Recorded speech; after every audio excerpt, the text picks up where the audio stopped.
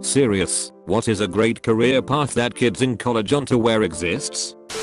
Oh perfect, no one knows about my career. Only 3,500 people doing it nationwide, and we are in a job shortage. I'm a perfusionist and run the cardiopulmonary bypass machine during heart surgeries. Get a Bachelor of Science degree, then go to a perfusion school, 1 or 2 year program.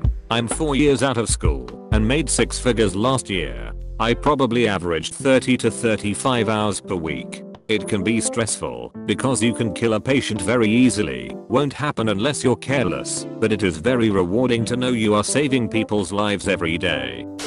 If you're from the UK/us, some people in China will pay you great money to babysit their kids so their kids can learn the right accent and manners. They'll prefer someone with a college education since it's more prestigious, and I know someone who was earning $50k straight away. There are agencies that arrange this sort of deal, but you won't get near the number quoted because the agency gets a massive cut. I'm currently living with a Chinese family as an AU pair, but my take home is garbage. If you know nothing about Chinese culture and language and have no potential ways to find it, it would be a good idea to go through one of these agencies to begin with and then find a family to go full time with after your contract is up. Merchant Marines. I graduated from a 4-year maritime academy and got a job immediately working 1 month on 1 month off and an 80k a year salary. 5 years later I make 100k a year and only work half of it. Edit. I went to an academy which expedited me to a high-ranking position. However, you don't need a college degree nor go to school to get into this industry. Engineers, they're an extremely vital aspect to every boat. If you have a knack for engines and building things, it's also a huge advantage, especially if you want to go the engineering route. If you go to an academy you can also major in marine engineering. Medical laboratory sciences. In the US, there are severe shortages in the workforce due to new, higher standards for certification and education. It is something that has well-paid positions at multiple levels of degrees, although associate and bachelor are the most common. Do you like doing science and biological stuff? Do you like being a part of healthcare, but hate dealing with sick people directly? Lab services might be for you if you answered yes to both of those questions. Technical writer. Page intentionally left blank for $17/HR starting. You don't need a degree or experience in the field directly if you have a solid portfolio and know the current issues/trends/hot topics. The field is massively in flux right now, and with so much focus on usability, it's a fun place to be if you like research, design, and analysis. Although I do spend an extraordinary amount of time talking to coworkers to understand what they want, and fairly little time making the thing. A lot of the smaller healthcare professions get forgotten by kids in college or high school. Everyone focuses on being a doctor, nurse, dentist, or pharmacist, but there are so many other professions in healthcare.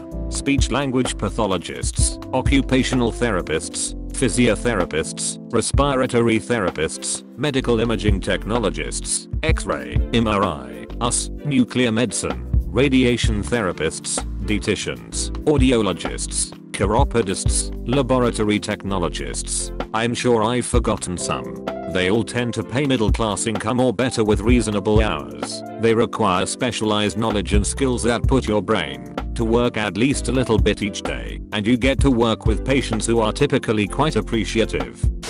Interpreter. INIC being one for the courts is very lucrative and in demand. Not that everyone can be proficient in 2 languages, but if you are proficient, a degree isn't needed, so long as you can pass a series of tests. Edit. For everyone saying about how the technology is going to replace this, I say you may be right, but I'd be very surprised to see court systems or education systems implementing anything new with pace, especially when there's such liability involved. I think it's going to take longer than a lot of you expect, no matter how good the tech gets. Mostly because any agency just takes forever to change anything, and B, it usually takes a lot longer than most people think for something like this to be tested rigorously enough for real world application. As an example, I ask, why hasn't speech-to-text replaced stenographers yet? Find a union factory job if you're looking for unskilled work. I entered at 35k. I'll be at 50k within the next year. I have full health, prescription, and dental insurance, and it's basically impossible to fire me unless there are layoffs or I really fuck up.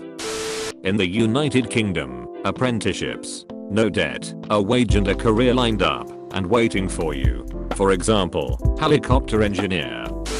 Tow boats. If you get on with a good company, you can start off making $30-40k a year. After a year and a half or so, you can get a tankerman certification along with a significant pay raise. Within 10 years, if you work hard and do everything you need to do, you could be looking at $100k plus working 6 months out of the year. You could do it faster if you're willing to pay for some school. My grandpa is a captain and $500 a day is the lowest he'll go out for, and that's only if he's desperate to get out of the house. On top of that, he's what they call a tripper, which pretty much just means freelance. He goes out when he feels like it and stays home when he doesn't. Funeral director, mortician, and embalmer. It takes very little college to become one, and they pay well.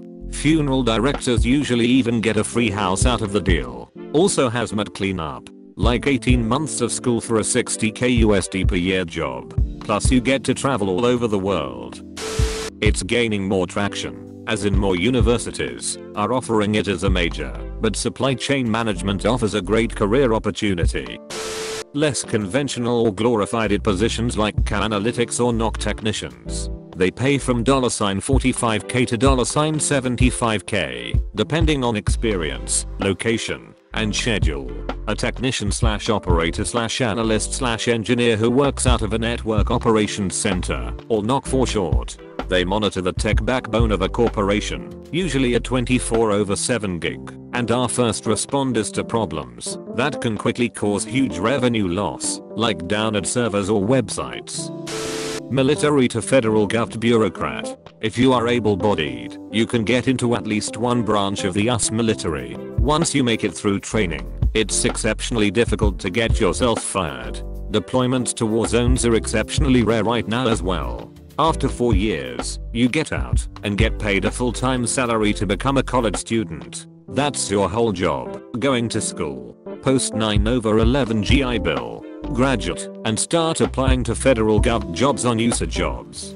Governor, with military experience and the degree you earned for free and got paid to study, you can be making 60k by the time you're 24 and no college debt. And most gov jobs can currently only hire existing gov employees or veterans. That's the rule. In 2004, I was homeless. I joined the military, went to school on post 9/11 GI Bill, then got a federal job making about 75k per year. I was then headhunted to become the spokesman for a hospital, my current job, where I make even more money in a cheaper part of the country. I'm not a recruiter. The military is not for everyone, and I had a lot of reasons I didn't make it into a full career. There's a good deal of bullshit involved, but at the end of the day, I'm living a very easy life thanks to investing 4 early years of my life into the military.